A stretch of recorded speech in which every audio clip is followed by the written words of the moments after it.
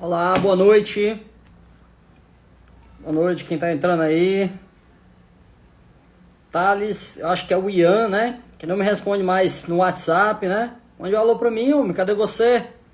Anísia Fernandes, minha querida amiga de escola, a doutora Anísia. O Edberto Elvis entrando aí também, não deu mais notícia, um abraço. Marcelo Falco, irmão do meu querido amigo, o doutor Maurício Henrique Falco. Doutor Rafael, advogado. Quem mais tá entrando aí? A Essia da Silva. Não tô conseguindo agora entender seu nome. Manda seu nome aqui pra mim, por favor, pra eu entender. Doutor Edinaldo Soares está entrando aí também. Doutora Camila Prachedes, advogada, entrando. Chama o pessoal, manda um aviãozinho aí. Boa noite, doutor Rafael. Tá ali, entrou aí, amor também. Como é seu nome? Essia da Silva. Bom, manda, além do oi, manda seu nome. Boa noite, Anísia. Espero que esteja tudo bem com você e sua família. De vez em quando veja aí você e seu filhinho. Um abraço.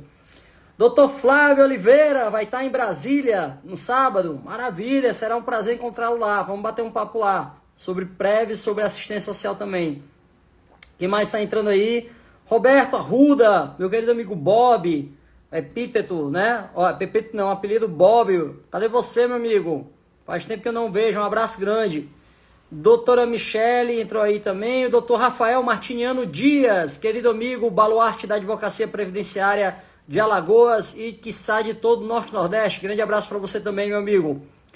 Gente, vamos entrando aí, porque eu já vou começar a live. Eu quero falar hoje com vocês sobre cidadania, porque esse conceito de cidadania vai ter reflexo também para o BPC aqui, tá bom?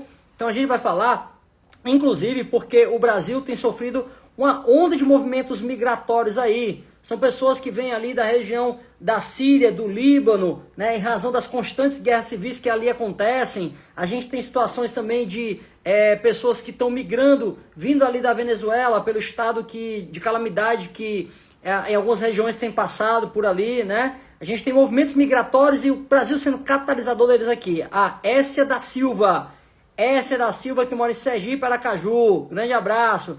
Doutora Solene também entrou aí lá em Mossoró. Se Deus quiser, eu verei todos os queridos amigos de Mossoró aí muito em breve, na quinta-feira. Estou ansioso para revê-los aí. A Mariana Dantas entrou também. A Marise Girão. Chama o pessoal aí, porque a gente vai falar de cidadania, de artigo 5º da Constituição, de bloco de constitucionalidade. A gente vai falar, gente, de direito constitucional hoje aqui. A gente vai falar de BPC com a pegada de direito constitucional para tentar entender também quem tem direito. Lembra que quando a gente faz aqui uma live dessa, quando a gente traz um tema desse, a gente está tentando alargar o potencial de clientes que vocês podem atingir. Né? Então vocês que moram aqui em Fortaleza, como eu, vocês passam ali pela avenida do aeroporto e às vezes podem ver pessoas lá que vieram da Venezuela, de outros países, tentando ali, de alguma forma, um ganho de vida aqui no Brasil. Será que as pessoas estariam amparadas? E as pessoas que moram aí, especialmente na região limítrofe, quem mora ali em Santa Catarina, quem mora ali no Rio Grande do Sul, tem boa notícia aí para você, que é um público que você pode trabalhar também, tá bom? Porque eu vou trazer de decisões já consolidadas, mas eu também trazer uma tese aqui para vocês, tá, gente? Então, vamos aproveitar agora que já são 8h10, já vou começar a live. Dá tempo de você chamar o pessoal aí para assistir a live ainda, porque ela vai ficar gravada também. Mas chama no ao vivo, porque aqui no ao vivo, se tiver dúvida, eu já respondo para vocês também, tá bom? Então vamos lá. Gente, ó, eu queria trazer primeiro aqui um artigo que eu não trago muito quando eu falo de BPC, mas ele é um artigo que ele está dentro da nossa pirâmide, né, do ordenamento, e ele é um artigo que ele irradia, ele é um núcleo que ele irradia e acaba por refletir em vários direitos, né? Que é o que está disposto no artigo 5º da Constituição Federal, tá? Então vamos dar uma lida aqui no artigo 5º para a gente relembrar, porque isso aqui, gente, ó, um detalhezinho do artigo 5º vai fazer com que a gente tenha uma tese para citar aqui, tá? Então vamos ver o artigo 5º da Constituição Federal de 1988 para ver o que ele fala sobre igualdade, tá? A Constituição diz o seguinte, artigo 5º, todos são iguais perante a lei, sem distinção de qualquer natureza, garantindo-se aos brasileiros e aos estrangeiros residentes no país a inviolabilidade do direito à vida, à liberdade, a igualdade, a segurança e a propriedade nos seguintes termos. O artigo 5º, gente, ele traz um conceito pra gente que a gente já tá careca de saber, que é o conceito de igualdade. Mas uma igualdade que ela não se representa apenas na igualdade que eu posso dizer assim, olha, a lei é igual para todos, pronto, agora está promovida a igualdade. Não. A igualdade, gente, a gente vai seccioná-la e dizer que existe uma igualdade numa perspectiva formal e uma igualdade numa perspectiva material, tá bom?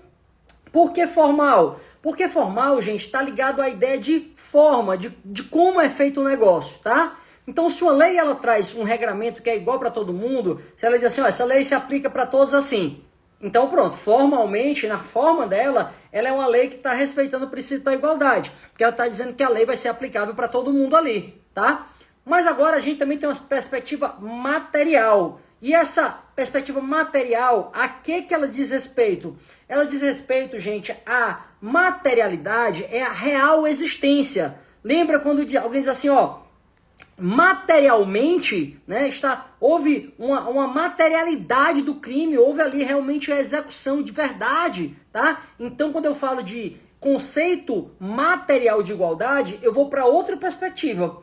Eu vou para uma perspectiva de que se realmente a lei está conseguindo atingir a todos igualmente. Por quê? Porque imagina, gente, que a lei ela é uma tábua que ela é cheia de furinhos ali, tá bom? Se eu passo uma pasta em cima daquela tábua, o que vai acontecer? Quem está com aquele furinho ali embaixo não vai ser atingido pela massa. Claro, se a massa ela for ali, se ela não for de fácil diluição, se ela não conseguir entrar no buraquinho. Se for uma massa, por exemplo, ali, uma massa de modelar, aquela superfície que está lisa, ela vai ser atingida pela massa de modelar. Mas os furinhos, aquela parte que estava mais difícil lá, não estava na superfície, não vai ser atingida. Então veja, a massa de modelar, ela vai trazer uma igualdade realmente formal. Ela foi igual para todos. Azar do furinho se ele estava um pouquinho mais para baixo. Se a superfície dele estava menor, né? Gente, isso aqui é um parâmetro ideal para a vida. Por quê? Porque eu posso criar um diploma que ele vai atingir as pessoas que têm a média de vida igual, né? Elas podem estar ali como se fosse naquela tábua, na superfície, e são facilmente atingidas pelo ordenamento e pela lei. Agora, aquelas pessoas que fazem parte da representação do buraquinho, da cavidade que existia naquela superfície, eu tenho que respeitar a diferença que tem nela para que realmente ela seja atingida também. E aí eu vou ter que botar mais uma forcinha naquela massa. Se a massa ela não é muito maleável, então vou ter que empurrar para que essa massa, que é a lei, ela consiga realmente atingir aquela cavidade, aquele buraquinho lá. E aí, quando eu adoto uma política pública que consegue realmente adentrar todos que estavam fácil, mas também atinge os que eram mais difíceis de ser atingidos, essa política pública, ela traz uma ideia de igualdade material. Porque de verdade, materialmente, concretamente, eu consegui atingir a todos, tá?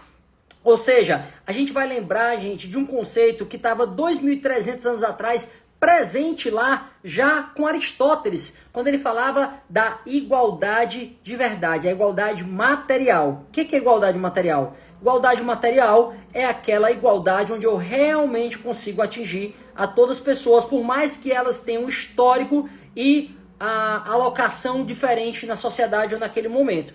Um abraço, doutor Jada, um abraço, doutor Elielton, nunca mais ouvi, saudade de você, meu amigo. Então, quando eu tenho essa política pública consegue atingir aqueles que não eram tão fácil, mas ela foi lá e atingiu, então eu tenho uma ação que chega. Doutora Vanusa, um abraço, até breve em Mossoró. Eu tenho uma política pública que consegue, meu Wilton, um abraço para você, meu amigo. Vou ter que parar de dar abraço, senão eu não consigo dar continuidade. Então eu tenho uma política pública que realmente ela consegue atingir a todos. Então, igualdade material é quando a lei formalmente ela é igual para todos, mas na prática não consegue atingir pessoas que têm um histórico diferente, né? Agora, quando a lei ela é materialmente isonômica, igual para todos, quando ela consegue reconhecer a diferença que existe entre as pessoas, e eu promovo ali uma adequação para que ela consiga atingir também aquele outro grupo que teria mais dificuldade. Então, igualdade formal, a lei simplesmente atinge a todos, ela é igual. Formalmente, ela é isonômica.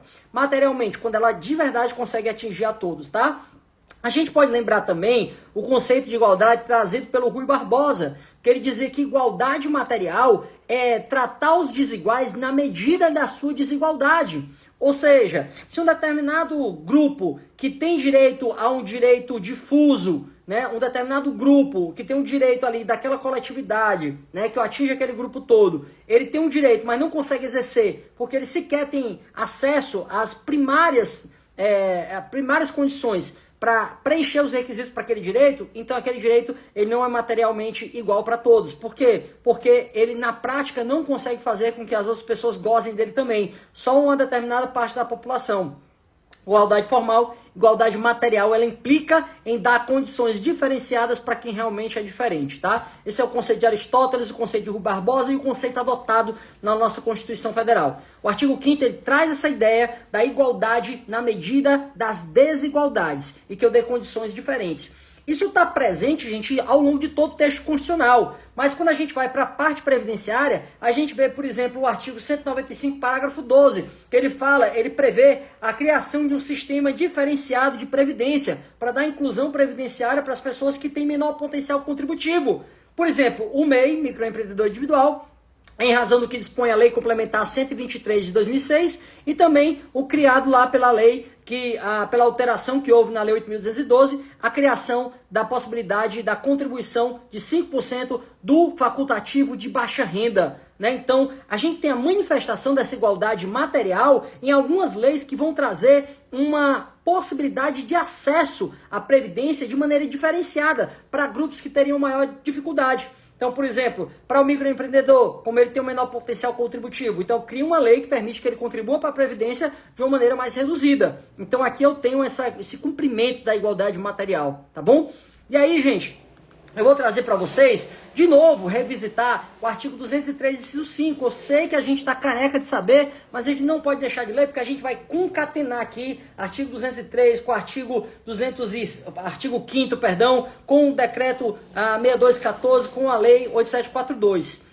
O artigo 203, inciso 5, ele nos traz a garantia de um salário mínimo a quem? A pessoa idosa ou pessoa com deficiência. E vejam-se, quando ele fala de garantir a pessoa idosa ou pessoa com deficiência, em momento algum ele restringe a que essa pessoa idosa ou pessoa com deficiência seja um brasileiro nato ou sequer naturalizado. Ele está dizendo, olha, a gente vai dar essa garantia ao idoso ou pessoa com deficiência, né? E aí a lei vai trazer mais alguns requisitos. Isso está, assim, na Constituição Federal, tá bom, gente? Mas aí, gente, antes da gente chegar na lei, eu quero trazer algo que está em mesmo nível hierárquico. Como assim, professor? Não é Constituição, não é do Constituinte derivado, mas ele está dentro também da nossa hierarquia constitucional, que é o quê? O decreto 6949 de 2008. É o decreto que aprova, é o decreto que positiva, perdão, o já aprovado, a já aprovada ratificação do Brasil, a Convenção das Pessoas com Deficiência de Nova York, tá? Convenção de Pessoas com Deficiência de Nova York.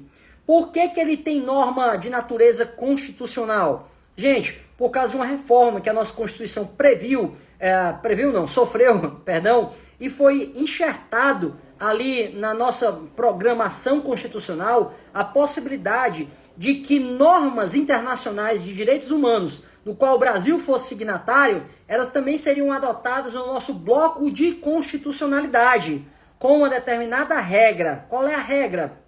A regra do do parágrafo 3º, né, desse dispositivo, ela diz o seguinte: a norma, se ela for de direitos humanos e se ela for aprovada pelo Congresso Nacional em 2 casas, né, de maneira que seja maioria absoluta, por 3/5 das casas, perdão, em 2 turnos em cada casa, então essa norma de conteúdo internacional, ela vai ser adotada com status de Constituição.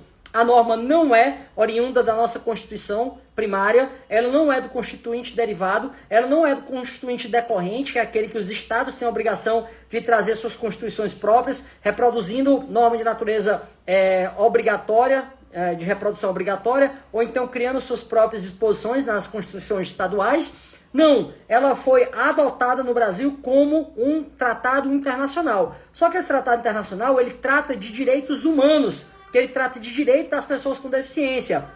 E ele foi aprovado depois de 2005, onde já havia previsão na Constituição que tratados internacionais de direitos humanos, eles seriam dados status de Constituição quando eles fossem aprovados em 2 turnos por 3/5 de ambas as casas. Então a gente teve justamente isso aqui, na Convenção de Pessoa com Deficiência, a gente teve a aprovação pelo Senado e pela Câmara Federal, 3/5 dos seus membros, e o Brasil ratificou, então depois as câmaras, elas consignaram essa ratificação. O que aconteceu? Agora, esse decreto 6949, ele também tem status de Constituição. Então, quando eu trato de normas de direito da pessoa com deficiência previstas na Convenção de Pessoas com Deficiência de Nova York, eu estou falando de norma de também hierarquia constitucional. Tá? Se não fosse uma matéria de natureza de direitos humanos, aí ela teria outra natureza. Se fosse uma matéria que não fosse aprovada pelo Senado, se fossem matérias antes da reforma da emenda 45, que previu essa possibilidade de adoção dos tratados internacionais com hierarquia de Constituição, aí, gente, a gente tem um entendimento supremo que eles colocam essas normas aí como supralegal. Elas nem estão no nível constitucional e nem estão no nível da lei. Elas estão entre a lei e a Constituição. Mas a Convenção de Pessoas com Deficiência de Nova York, elas são adotadas no nosso bloco de constitucionalidade com status constitucional. Por quê? Porque além do Brasil ratificar, dele ser signatário também, o Congresso Nacional, a Câmara e o Senado aprovaram por 3/5 a adoção desse tratado, tá? Então a gente tem esse tratado no nosso ordenamento também constitucional. E aí a gente vai para a LOAS, para a Lei Orgânica da Assistência Social, porque a LOAS vai dizer para a gente que o benefício também é previsto para 2 pessoas, as pessoas que sejam pessoas com deficiência ou idosos com 65 anos ou mais. Veja, a LOAS até ela traz requisitos maiores aqui. Ela diz o quê? Ela diz que tem que ser uma pessoa com deficiência, com impedimento de longo prazo, não é qualquer deficiência, é uma deficiência com impedimento de longo prazo, e tem que ser também o idoso, não é qualquer idoso, o idoso com 65 anos ou mais. Tem até uma digressão sobre essa idade, eu vou trazer os pontos positivos e negativos numa próxima live, né, pra gente falar a jurisprudência, como é que ela vê, e quais seriam os argumentos, tá? Até se eu quiser usar numa peça, quais os argumentos que eu devo usar, que eu posso usar, a gente vai tratar do requisito etário em outra live aqui. Mas hoje a lei diz que é isso, a deficiência com impedimento de longo prazo e o idoso com 65 anos ou mais, beleza? Aí, gente, eu quero que vocês notem mais uma vez que a lei também não trouxe qualquer exigência. A lei, mais uma vez, ela disse, olha, é o idoso ou pessoa com deficiência. E não tem uma exigência aqui de que seja uma pessoa brasileira, nata ou naturalizada. E agora vamos para o artigo 7º do Decreto 6214 de 2007, que ele vai dizer o seguinte, ó. O benefício de prestação continuada é devido ao brasileiro, nato ou naturalizado, e às pessoas de nacionalidade portuguesa, em consonância com o disposto no Decreto 7.099 de 2013. Que decreto é esse aí, gente? É o acordo da amizade que existe entre Brasil e Portugal, dando reciprocidade de direitos a ambas as populações desses países, desde que comprovem, em qualquer dos casos, residência no Brasil e atendam a todos os demais critérios estabelecidos no regulamento, tá bom? Então ele está dizendo o seguinte, olha, aqui no decreto ele está dizendo que é devido à pessoa com deficiência ou pessoa idosa, mas desde que ele seja brasileiro, nato ou naturalizado, conforme o acordo da amizade que existe entre Brasil e Portugal, tá? Então vou lá, gente, vou lá para a Constituição, não tem vedação à nacionalidade. Eu vou lá para a lei, não tem vedação à nacionalidade. Agora eu vou para o decreto restringe, dizendo que só pode se for brasileiro, nato ou naturalizado. E aí, gente, e aí que agora eu vou tentar entender se esse decreto ele realmente é compatível com o ordenamento ou não. Como assim, professor?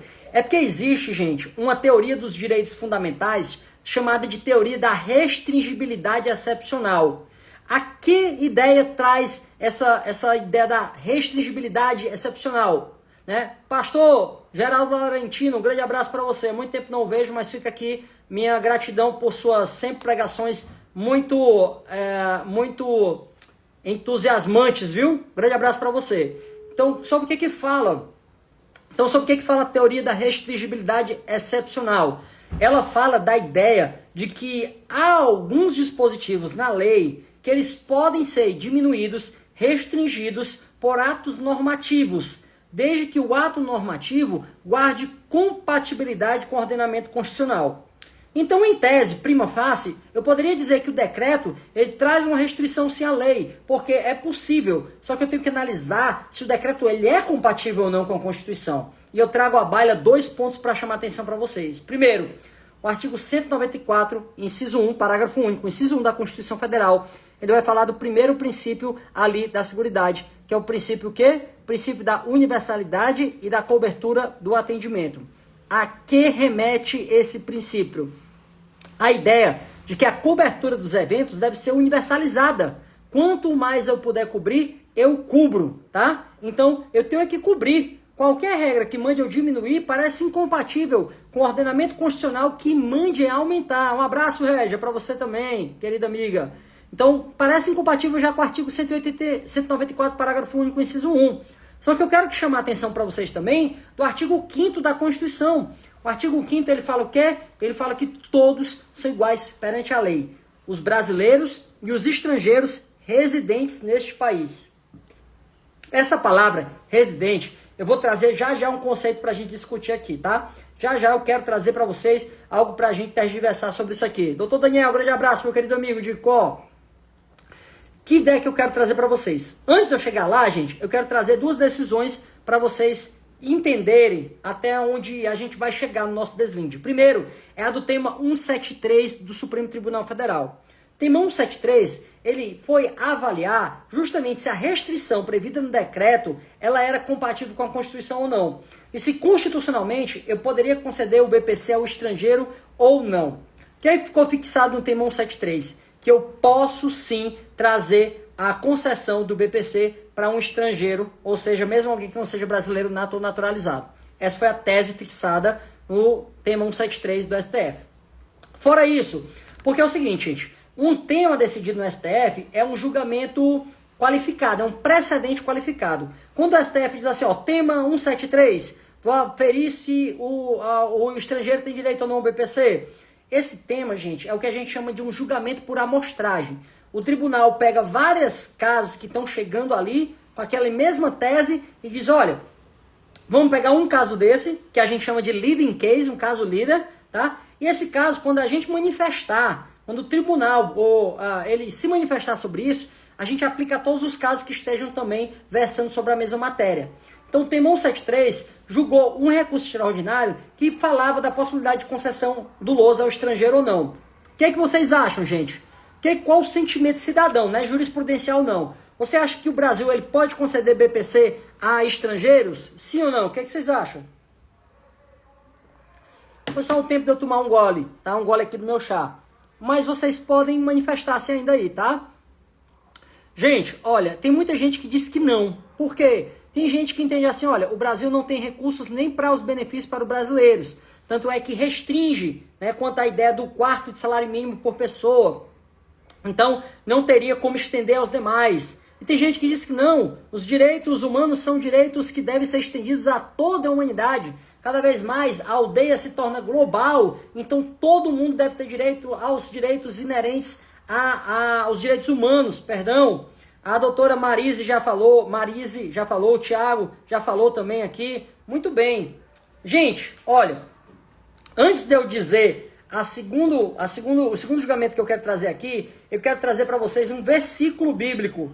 Ah, Thiago, agora que tu é crente, tu quer ficar convertendo todo mundo. Até quero mesmo, mas não aqui na aula, tá? Eu quero mesmo que você realmente possa aceitar Deus na sua vida, que Ele possa ser Senhor de todas as suas ações, claro. Mas não é agora objeto da aula. Eu quero trazer para vocês um fundamento bíblico, porque a Bíblia é um dos primeiros códices que a gente tem de regulação das normas em sociedade, né? A gente, tanto é que o judeu chama até hoje a Bíblia de Torá, ou então lei mosaica, porque o primeiro códice, o primeiro conjunto de normas ali é codificado, né, de leis. E tem uma lei ou um mandamento na Bíblia que está em Deuteronômio, ou como a gente chama em hebraico de Devarim, né? Que é o 24:19. Ó, doutor Tiago, até aqui em Uruguaiana, zona de fronteira, temos casos de argentinos que precisam de requisitos e conseguem BPC. Excelente, doutor Tiago. Eu tinha falado até, gente, ó, isso aqui vai ser muito bacana para quem estiver morando ali no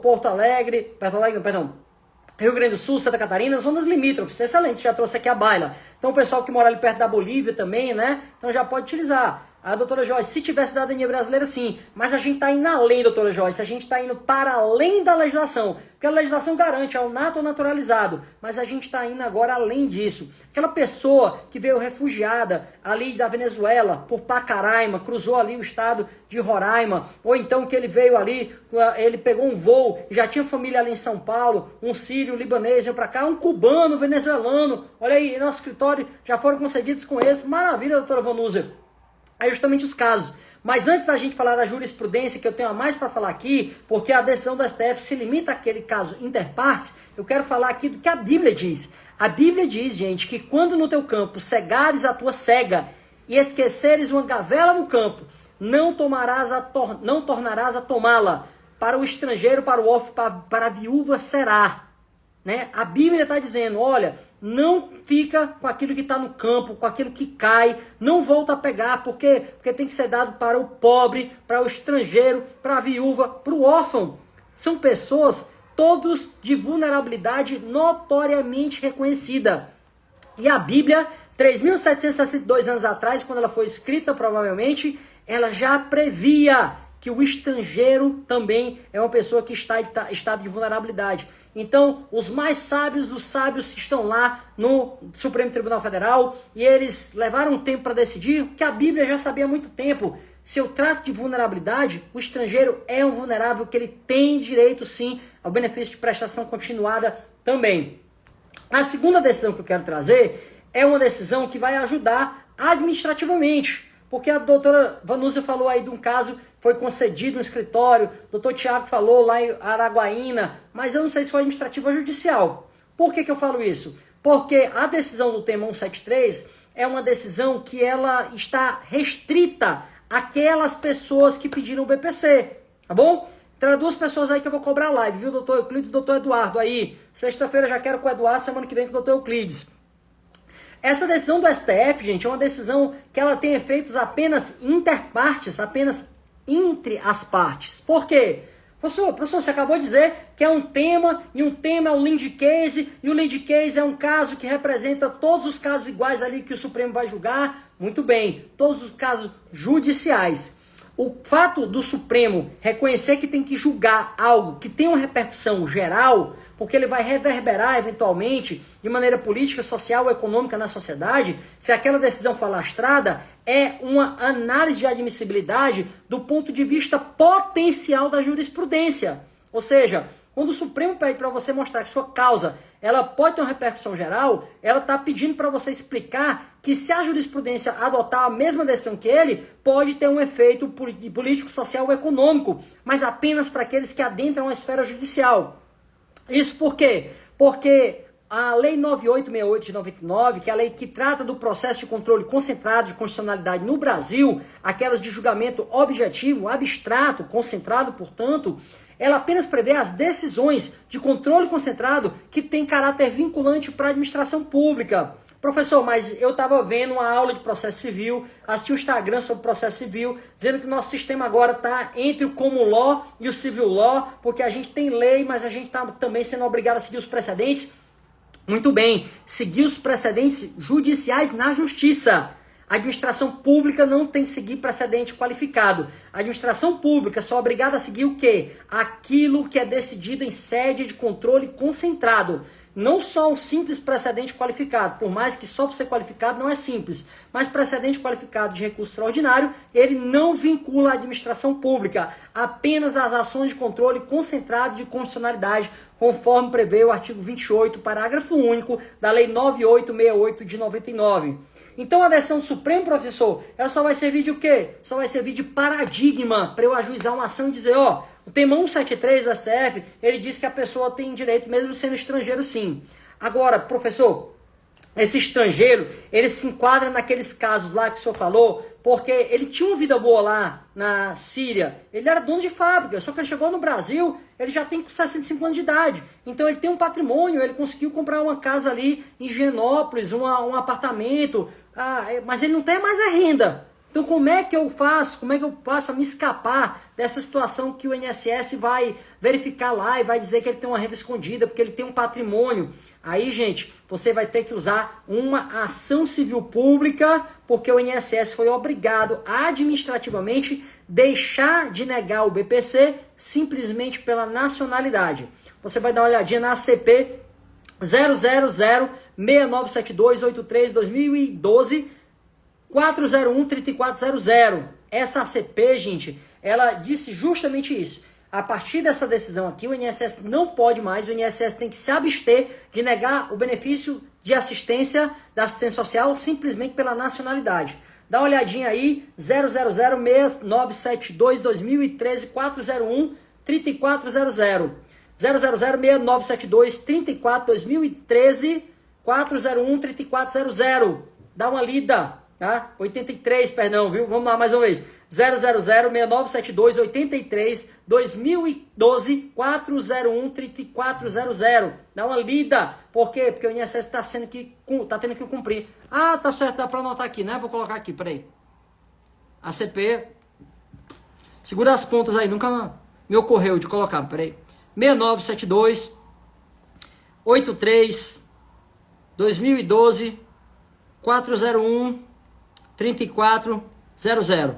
Tá aí a ACP, tá? Essa ACP já inclusive foi consubstanciada no memorando do INSS e ela obriga que o INSS reconheça o direito do estrangeiro administrativamente. Então você consegue se livrar daquela questão ali de eventualmente ser buscado na casa ali, tá? Tá aí, ó, coloquei já o número da ACP aí, ó. 0006972-83-2012-401-3400, tá bom?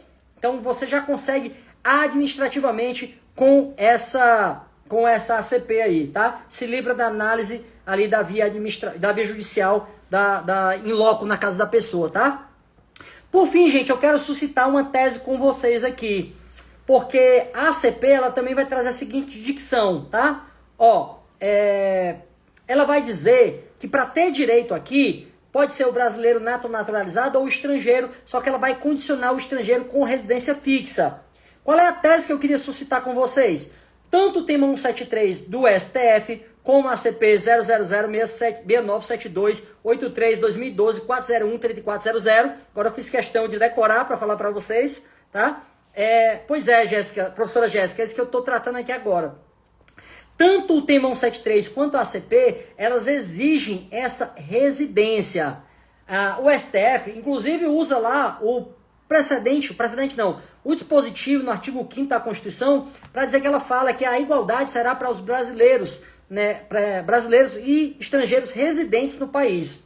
Mas, gente, eu queria trazer para vocês que o STF tem algumas decisões no que tange às garantias processuais, por exemplo, que ele garante a todos os estrangeiros, inclusive aqueles em trânsito pelo país. Eu quero também trazer para vocês a ideia de que na saúde o estrangeiro também tem direito a atendimento primário da saúde aqui no Brasil. Ele não precisa comprovar residência também. Então, há fundamentos e jurisprudência do próprio tribunal para, se eu tiver que entrar com uma ação judicial para contestar isso aí, não buscar administrativamente, eu alegar que os precedentes do HC para o estrangeiro transitório, ou então precedente do estrangeiro que não tem residência e tem direito à saúde, também pode ser aplicado para o caso de BPC de pessoa com deficiência ou idoso que seja estrangeiro sem residência fixa no país. Ou então, gente, eu posso até alegar materialmente que ele não tem residência fixa porque ele não tem a oportunidade de alugar justamente porque ele está sem renda. Então ele tem ali uma condição de rua. A condição de rua também pode ser comprovada como uma residência para fins de postulação do BPC. Ou então que ele, justamente porque ele não tem qualquer renda agora, que ele está na casa de alguém, é só temporariamente. Então eu tanto posso argumentar a tese judicial baseada nos precedentes do HC ou da atenção à saúde primária ao estrangeiro, que o STF entende que é sim devida, ou também uma argumentação material em que ele não tem residência fixa, justamente porque ele ainda não tem um rendimento também fixo, um rendimento que garanta a ele mês a mês a possibilidade de pagar um aluguel, tá bom? São duas linhas para você criar. Ou a tese que o estrangeiro tem direito independente da residência, porque ele tem direito às garantias processuais e direito à saúde, que faz parte da Seguridade Social, ou a tese material de dizer que ele não tem residência ainda, porque ele não tem como garantir o pagamento de um aluguel mês a mês sem qualquer renda aqui no país, tá bom? Então, gente, Fica aí para vocês, tema 173 do STF, artigo 5º da Constituição Federal, decreto 6949, a adoção da Convenção de Pessoas com Deficiência de Nova York no nosso bloco de constitucionalidade com hierarquia constitucional. A gente tem o artigo 20 da Lei 8742, tem o artigo 7º do decreto 6214, é esse artigo 7º que traz a restrição, que não tem previsão na Constituição, não tem previsão na lei, portanto, tema 173 do STF, o estrangeiro pode sim ter direito ao BPC. E também a CP 0006972 83 2012 401 3400 também estabelece a possibilidade do estrangeiro ter direito. No entanto, há aqui uma exigência que ele tenha residência. Aí o que eu posso fazer? Posso citar a tese que o professor Tiago falou no final. Ou alego que quando se trata de garantia processual e direito à saúde, o estrangeiro também sem residência fixa tem direito, e assim também que a pessoa pode não estar com a residência fixa ainda, porque não tem a garantia, já que não tem renda nenhuma, já que é um eventual refugiado climático, político ou de outra natureza, e veio para cá sem qualquer renda porque teve que abandonar todo o seu trabalho. Afinal, até a Bíblia diz, o estrangeiro é uma pessoa de extrema vulnerabilidade e tem garantia também a assistência social. Beleza, gente? Lembra, tema 173 do STF, ele apenas se aplica para onde? Para os casos judiciais, né? A ideia de ter recurso extraordinário com repercussão geral é para que ele possa ter se adotado pela jurisprudência a repercussão em outros casos aí. Mas não significa que a administração pública é obrigada a seguir. Por quê? Porque não é decisão de controle concentrado. Agora, para a administração pública seguir, a ACP, o número eu já coloquei para vocês, já disse algumas vezes nesse vídeo.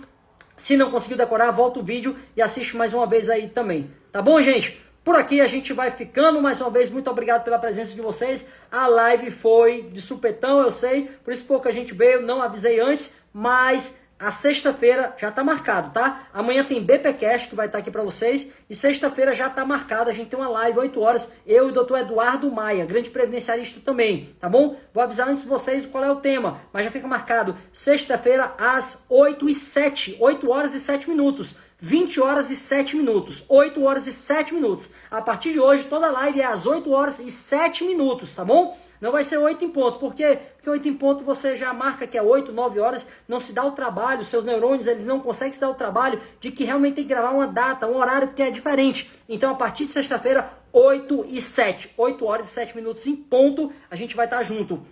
Aproveita, se você está assistindo aqui essa live ou vai assistir ela gravada depois, faz sua inscrição aí para o nosso evento A Fórmula do BPC, tá bom, gente? Porque essa live, ela faz parte de um ciclo de lives de preparação e aquecimento para a nossa semana da Masterclass, A Fórmula do BPC. Um evento 100% online e 100% gratuito, onde eu vou te ensinar os primeiros passos fundamentais para ganhar até R$20.000 por mês com benefícios assistenciais. Mesmo que você ainda esteja iniciando na carreira e nunca tenha enfrentado um processo judicial. Então faz sua inscrição ali, ó, na minha bio, tem um link lá da Fórmula do BPC, o nosso evento Masterclass, a Fórmula do BPC, te encontro lá, tá bom, gente? Faz logo antes que acabem as inscrições, tá certo? Antes que acabem. Dou um recado aqui para quem é de Mossoró, quinta-feira a gente tem um encontro marcado, amanhã eu tô no interior do estado do Ceará, tô em Tauá, quase 4 horas e meia, 5 horas de viagem, mas quinta-feira já tô aí em Mossoró, no Rio Grande do Norte. E na sexta-feira eu já tô lá em São Paulo, São José do Rio Preto, para o Congresso de Direito Previdenciário da OAB de São José do Rio Preto, mas a nossa live tá marcada, vou fazer a live de lá. E no sábado também, lá em Brasília, capital federal, Distrito Federal, eu vou estar presente também. Então, Brasil todo aí, eu tô circulando pra gente se encontrar pessoalmente, pra gente falar muito de direito previdenciário e de benefício de prestação continuada também, tá bom? Grande abraço, muito boa noite e até a próxima!